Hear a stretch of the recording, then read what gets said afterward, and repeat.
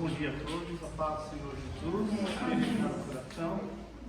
Estamos mais esta manhã, graças a Deus estamos aos poucos voltando às nossas atividades.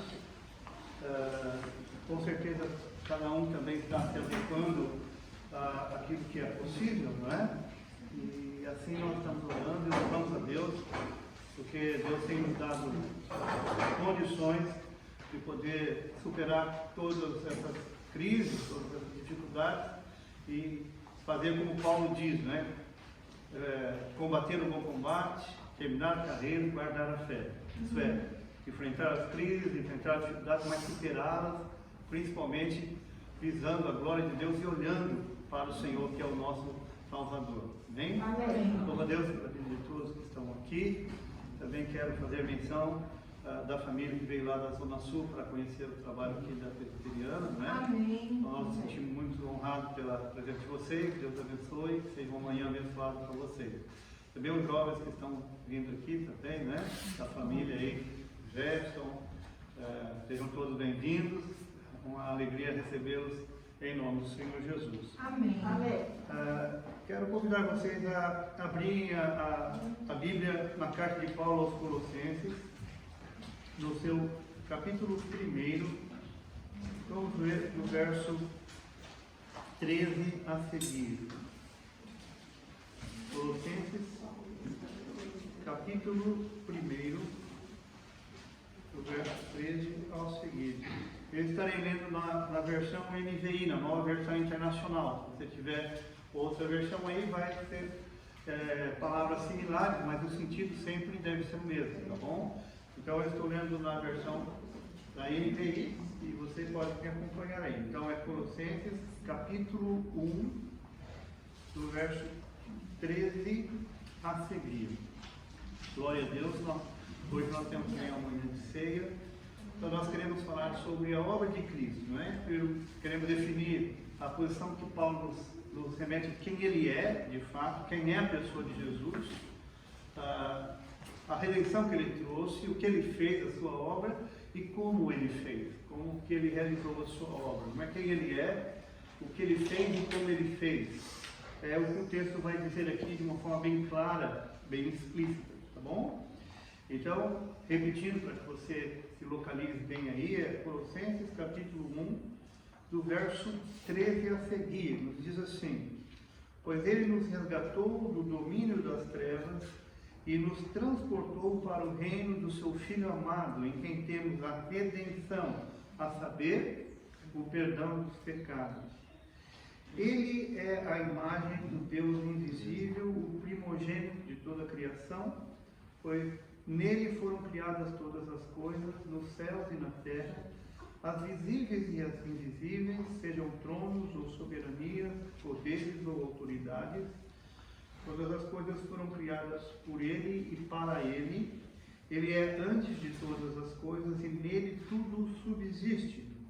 Ele é a cabeça do corpo, que é a igreja, é o princípio e o primogênito dentre os mortos, para que em tudo tenha a supremacia, pois foi do agrado de Deus que nele habitasse toda a plenitude e por meio dele reconciliasse consigo todas as coisas, tanto as que estão na terra quanto as que estão nos céus, estabelecendo a paz pelo seu sangue derramado na cruz. Antes vocês estavam separados de Deus e na mente de vocês eram inimigos por causa do mau procedimento de vocês. Mas agora ele nos reconciliou pelo corpo físico de Cristo, mediante a morte, para apresentá-los diante dele, santos, inculpáveis e livres de qualquer acusação. Louvado seja Deus.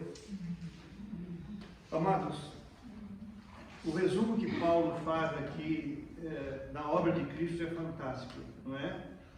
A gente percebe que o que Paulo fala aqui é fruto de uma experiência muito profunda, de convicções já enraizadas da sua experiência com Cristo. Porque ele está falando de coisas muito significativas, ele está tratando de fatos assim extremamente contrários à razão humana, certo? Porque ele está falando de algo transcendental, de algo espiritual, de algo que nós podemos chamar que não é a sabedoria humana que pode trazer esse conhecimento, mas uma revelação espiritual, algo muito diferente do que o mundo conhece, não é? E ele trata de fatores que não envolvem só aqui, essa terra, a vida humana. Ele fala de reconciliações de coisas celestiais. Não é? Pare e pense no que ele está falando aqui. Pare e faça assim, o que poderia ser reconciliado com Deus nos céus, não é? Então ele está falando de coisas assim, realmente que transcende o pensamento ou o raciocínio humano.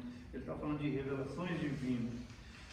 Em suma, o que ele trata é a grande obra de Jesus, do projeto maior de Jesus, que é chamado justamente de redenção, da salvação humana. Ele trata aqui desse ponto, não é? Ele trata do ponto seguinte: ele tirou vocês da mão do pecado, do reino das trevas, da mão de Satanás, e transportou vocês para o reino da luz, o reino da paz. De que jeito que ele fez isso? É isso que nós vamos ver, né? Através do seu propósito, do seu sacrifício, através da sua vinda, o que ele denomina como redenção. A palavra redenção é muito importante nesse texto, porque ela traduz o que podemos dizer assim, um resgate, não é? Pagando-se um preço. A ideia mesmo original é a ideia ainda quando existia o sistema de escravidão, em que alguém estava preso, alguém como escravo, não tinha direito, era uma pessoa que estava vendida pela sua condição, e alguém maior, alguém capaz, alguém com condições vai lá e então paga o preço do resgate, redenção, tira aquela pessoa daquele estado de escravidão, de total, uma vida totalmente sem domínio, sem direitos, né? E devolve a ele o direito, a cidadania, devolve a vida, na verdade, a ele. Então esse é o processo da redenção. Mas eu quero começar sobre como Paulo revela, como Paulo vê, o que Paulo fala sobre quem é Cristo. Isso é importante? Para nós hoje isso é relevante? Essencial, indispensável. Eu quero te levar a uma reflexão agora. Quem é Jesus para você? A que ponto que você o vê, de que forma você o vê? Quem é Jesus para você? A verdade, irmãos, os apóstolos tiveram experiências muito significativas para responder essa pergunta. E essa resposta, essa convicção, essa identificação de quem é Jesus é importante para nós e é importante para Cristo também. Tanto que é uma das perguntas que ele fez aos apóstolos, né? Quem disse os homens que eu sou? E depois diz, o que vocês dizem que eu sou? É claro que para Jesus é muito importante que as pessoas conheçam de fato, porque é nisso que as pessoas crerão nele, entenderão sua obra e poderão de fato dedicar-se a servi-lo, a amá-lo, quando as pessoas entenderem de fato quem ele é. A questão maior é que ele veio como um ser humano normal, ele veio como um homem, né? A Bíblia diz, o Evangelho de João diz que ele se fez carne e habitou entre nós, como um de nós. Então, esse fator de identificação de Jesus com o ser humano, muitas vezes faz com que os homens não consigam perceber de fato quem ele é, porque a sua encarnação pode nos confundir sobre a sua identidade real, maior, a sua identidade original, a sua identidade, quem ele de fato é, não é? E Paulo aqui procura apresentar de fato quem é Cristo com palavras fantásticas, né? A imagem de Deus, a imagem do Deus invisível, ele antes de todas as coisas, né? Sabe, tudo nele foi criado, por ele, a supremacia. E o que Paulo tenta mostrar aqui para nós é se nós de fato conhecemos e entendemos quem Cristo é. Eu amo muito aquela passagem de João 4, quando Jesus se encontra com a mulher samaritana, né? E ele, para iniciar a conversa, chega, ela estava num poço, dá água. E ela então, olhando só a aparência física de Jesus, como judeu, não é?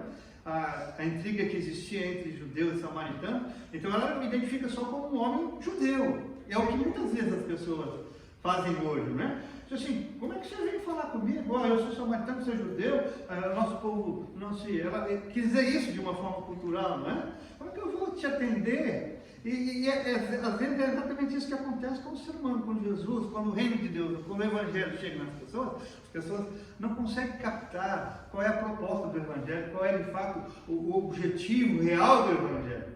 Mas a resposta de Jesus é que me leva muitas vezes a pensar, me colocar no lugar da mulher samaritana e ver quantas pessoas hoje estão no lugar da mulher samaritana.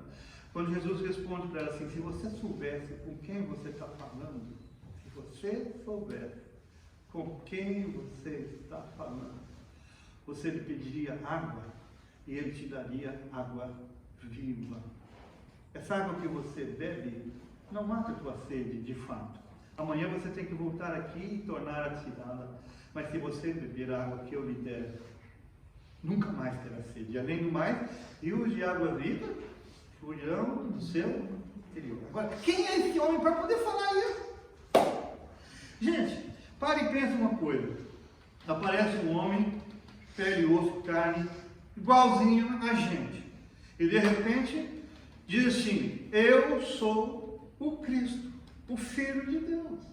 Aquele que crê em mim, ainda que morra, viverá. Bom, gente, parem e pensem. O que essa pessoa precisa demonstrar? O que precisa carregar junto com essa mensagem para que alguém possa dizer isso?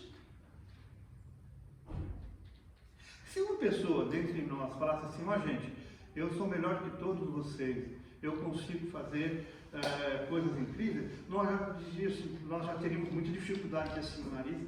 Imagine uma pessoa chegar e dizer claramente assim, eu vim do céu.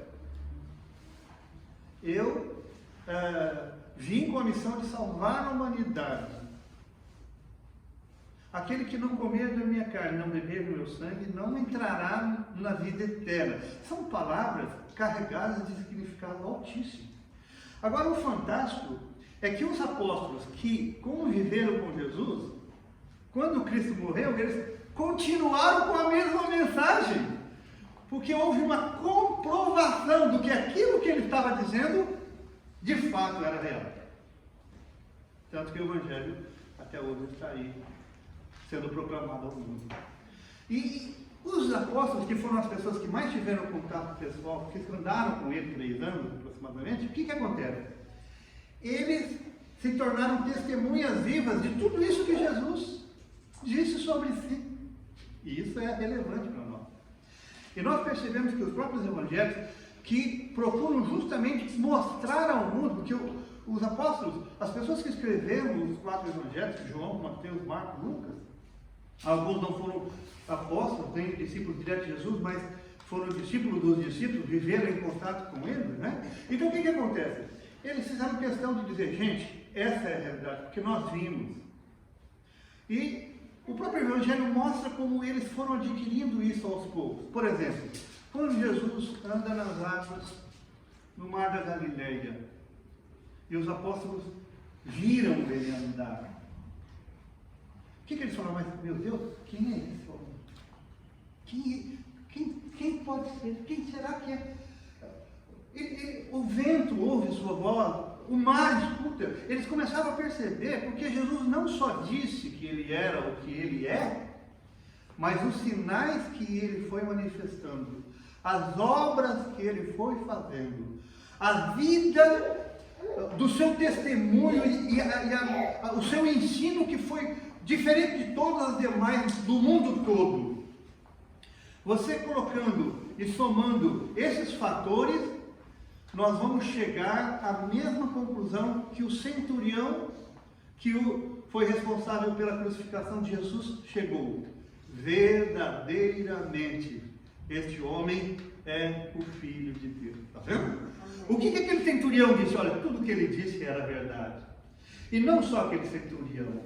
Nós vemos o mundo dizendo, mostrando que o que Jesus disse, embora foi totalmente contrário àquilo que o mundo já tinha ouvido sobre essas realidades, acabaram sendo trazendo comprovações através de sinais, maravilhas, ensinos e outras experiências mais que cada um de nós podemos ter. Paulo teve a sua experiência no caminho de Damasco. Ouviu a voz de Cristo, E depois ele começou com uma vida com Cristo, e essa vida com Cristo passou-lhe a dar o quê? Comunhão com Cristo e conhecimento sobre Cristo. E o que ele escreve é resultado de toda a sua experiência com Cristo, com Deus, com o Evangelho. E ele faz algumas colocações fantásticas. Ele diz, ele é a imagem do Deus invisível.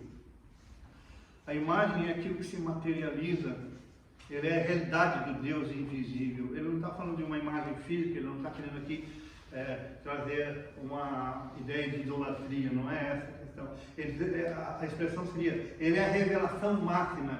Se Deus pudesse se materializar, é exatamente isso que Cristo é. Ele é a expressão máxima da imagem de Deus. Ele é o Deus presente.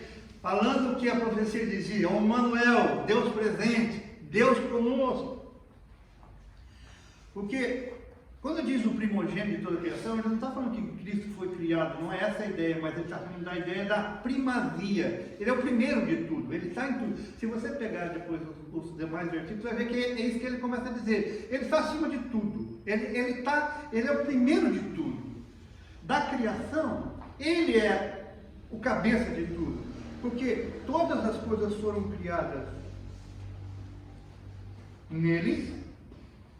E olha a observação, nos céus e na terra, as visíveis e invisíveis, sejam tronos, soberanias, poderes e autoridades. Todas as coisas foram criadas por Ele e para Ele. Vamos dar uma paradinha, uma pausa aqui agora, assim. Você já parou para pensar que você foi criado para Cristo? Nós, seres humanos, vivemos uma época de um alto egocentrismo, né? O humanismo, o iluminismo, o positivismo, ele faz de tudo para descentralizar o teocentrismo, a ideia de Deus no centro, para criar um humanismo, certo? Então, tudo que eu faço é para mim, eu existo para minha felicidade, eu trabalho para me satisfazer. Então, o eu se tornou, na linguagem hoje social do mundo, como o objeto maior da existência de cada ser humano. É isso ou não é? Então deixa eu fazer uma pergunta. Você existe para você? Sua razão maior de existir é trabalhar para você e você é o centro, a razão da sua existência? Pois vou dizer, não somos. Por isso que o ser humano continua vazio, por isso que o ser humano está cheio de doenças mentais, por isso que o ser humano vive insatisfeito, porque ele tenta se colocar no centro e viver para si.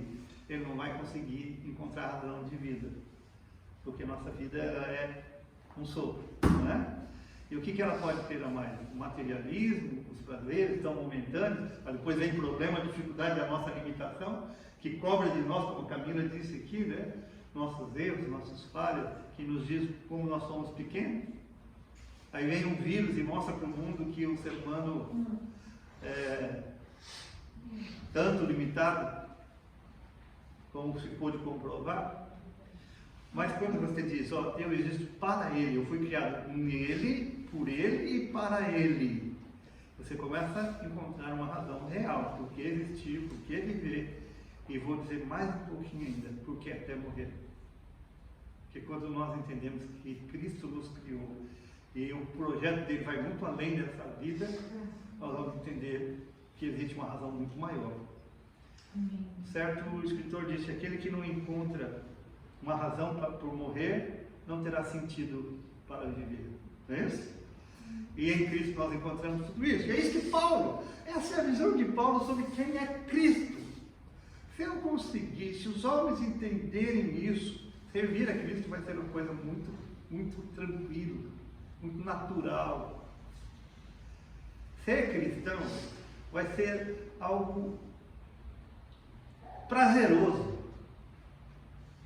Aí ele diz, o princípio, o primogênito entre os mortos, para que em tudo tenha ele a primazia. O verso 19 conclui com uma expressão fantástica, pois foi do agrado de Deus que nele habitasse toda a plenitude. Todo já é algo que envolve tudo, não deixa nada de fora. O que você definiria como toda plenitude? Se pleno é aquilo que também é total. Pois bem, em Cristo habita toda a plenitude. Por isso que Paulo diz que através dele foi-se reconciliado não só as coisas do mundo, mas as coisas inclusive do céu. São mistérios muito grandes para nós pensarmos e meditarmos sobre isso. O que eu posso garantir para os irmãos que o texto nos ensina é que os benefícios da obra redentora de Cristo eles não se limitaram a esse mundo e nem aos humanos. A redenção de Cristo ela atingiu patamares maiores do que isso também. Só de pensar nisso é fantástico, não é? Bom, esse é quem é Cristo. Claro que eu não consegui nem vou esgotar esse assunto. Deixei para você a possibilidade de você trabalhar mais nessa ideia. E uma coisa é assim, você ter a ideia de Cristo teórico, como eu falei aqui, é uma coisa. Quando essas coisas se passaram a ser realidade para você, é outra coisa. Se nós pudéssemos responder o que Jesus perguntou aos apóstolos, está registrado em Mateus 16, né? O que dizem que eu sou e você? O que eu disse que eu sou? Qual seria a sua resposta para Cristo? Quem ele é para você? Bom, o que ele fez? O que ele fez é fantástico. Vamos nos limitar ao que ele fez para nós aqui. Lá do céu, depois a gente descobre quando chegar lá, não é?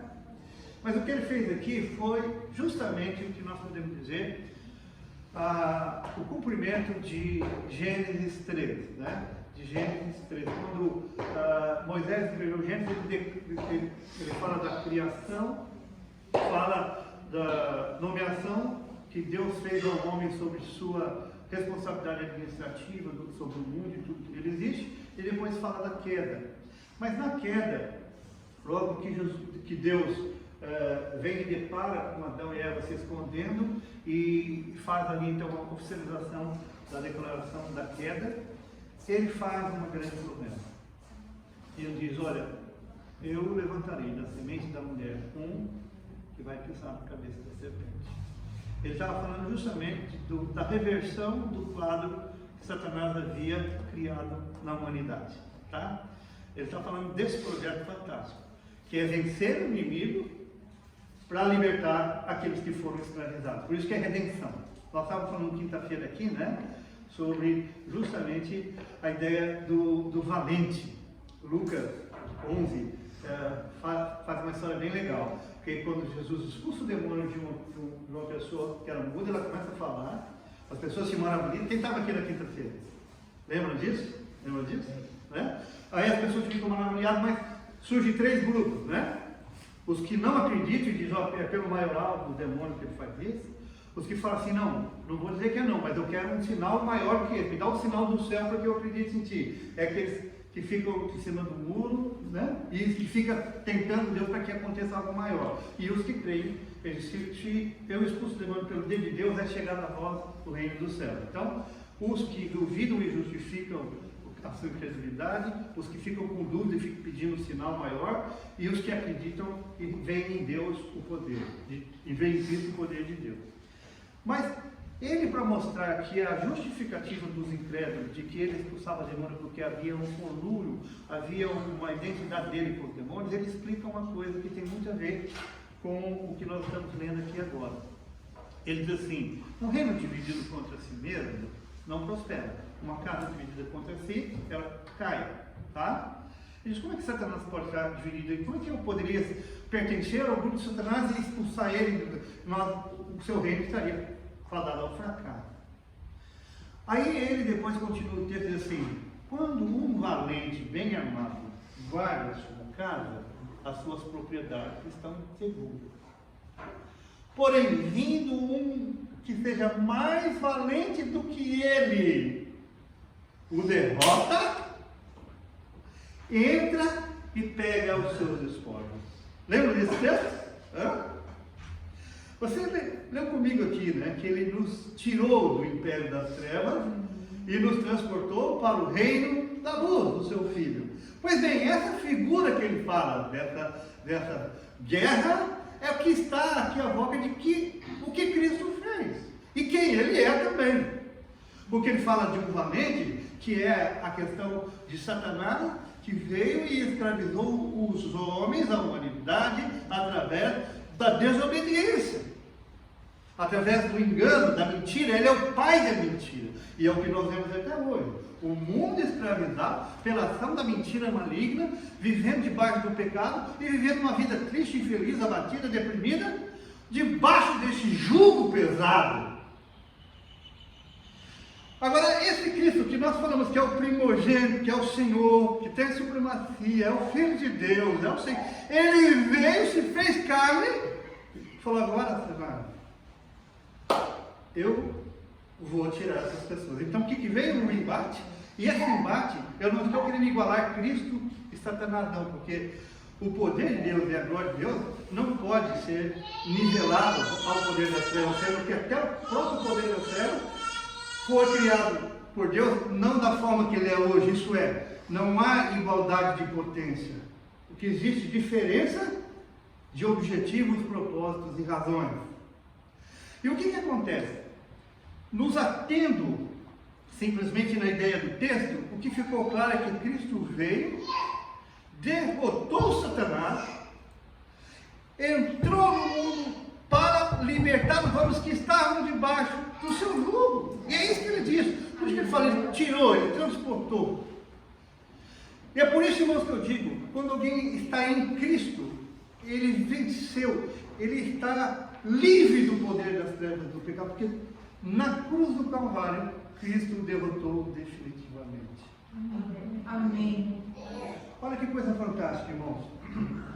Se você pegar os evangelhos, você verá claramente que Satanás fez de tudo para Cristo não morrer no Calvário. Certo? De que forma que eu poderia dizer isso?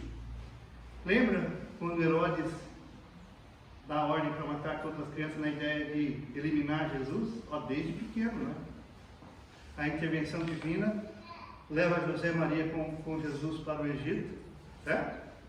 Depois você vê no ministério, a primeira coisa que Jesus enfrenta antes de iniciar seu ministério é justamente a tentação, frente a frente com Satanás, e Jesus o derrota. No ministério de Jesus, a gente vê por diversas vezes esse embate, essa tentativa. Eu não vou nem chamar de embate, porque parece que é uma luta de igual para igual, mas eu vou tentar expressar de outra forma. A tentativa de Satanás, desesperada, em tentar impedir Jesus de concluir seu ministério. Isso fica mais claro ainda quando bem perto, quando ele está para morrer no Calvário, Pedro, não é? Alimentado pelaquela ideia de compaixão inadequada, né? Chega Jesus e diz: não fale que tu vai morrer, não fale que tu vai sofrer, tenha compaixão de ti mesmo. E então Jesus mesmo percebe que havia ali um intuito maligno de tentar dissuadi-lo do projeto. Ele diz: arreda de mim, Satanás, porque não cogita das coisas de Deus, mas a tua visão, o teu pensamento está preocupado. Não é isso, não. Se porventura não beberei eu o cálice que o Pai me dá. Então, sempre houve essa tentativa maligna de desvirtuar, mas Cristo não hesitou, Cristo não falhou. Amém, irmão? Amém. E é muito interessante. O apóstolo Paulo deixa bem claro aqui que a redenção está na morte de Jesus. No verso 22, vou ler até o verso 21, diz assim: mas antes, vocês estavam separados de Deus e na mente de vocês eram inimigos por causa do mau procedimento, que fala da nossa escravidão e que estavam debaixo do pecado. Verso 22, mas agora ele nos reconciliou pelo corpo de Cristo, que fala, a versão NVI fala corpo físico, né? Seu corpo carnal. Por isso que na ceia nós temos a simbologia do pão e do vinho, justamente porque o corpo de Cristo é que foi moído por nós, seu sangue foi derramado. E nós temos aqui, irmãos, talvez a maior doutrina em relação à salvação humana, com certeza, talvez o diferencial da pregação do Evangelho, não é? Na maior parte das ideologias do ser humano, quando ele crê em alguma divindade e busca agradá-lo, é através do mérito, tá? Através do mérito. Isso é, as pessoas pensam: eu vou ajudar alguém porque aí eu vou ganhar crédito, eu vou conseguir através disso galgar perdão ou o agrado de Deus para mim, ou sacrifícios humanos, eu vou subir numa escada de joelho, porque esse sacrifício levaria a Deus ter compaixão de mim. Então, existem muitas ideologias que é como se os homens pagassem, é como se os homens tivessem que fazer algo para agradar a Deus, para que fossem aceitos na presença de Deus. Pois bem, o que Paulo ensina aqui é algo totalmente diferente disso. Ele está dizendo que toda a redenção, todo o projeto de reconciliação, toda a eliminação das nossas culpas diante de Deus, elas não estão baseadas, todo esse projeto de redenção não está baseado em nada que nós fizemos para alcançar isso. Tudo isso está o quê? Fixado, tudo está firmado na obra de Jesus. Isso é, quando Cristo morreu no Calvário, ele disse assim: tudo está consumado. O que está consumado? O que ele acabou? O que ele fez? O que é que ele fez ali? Eu li alguns comentários sobre esse versículo que me chamou muita atenção, né? O termo que Jesus usa lá é um termo que também era usado na época, quando alguém comprava uma propriedade, por exemplo, e fazia um acordo de pagar essa propriedade de forma parcelada, né? Quando ele concluía aquela negociação, quando ele terminava de pagar toda, então, naquele documento final, para atestar que já era propriedade dele, que ele já tinha quitado toda a dívida, ele escrevia esse termo, que inclusive é o que Jesus citou no Calvário. Ele diz: está tudo concluído, está tudo pago. O processo encerrou aqui, não há mais dívida, não há mais nada para ser cobrado. Tudo está consumado, terminou aqui. E foi onde ele diz: Pai, assim entrego isso, já terminei. Terminou o quê? Esse projeto que Paulo explica aqui para nós. Que é o quê? A redenção.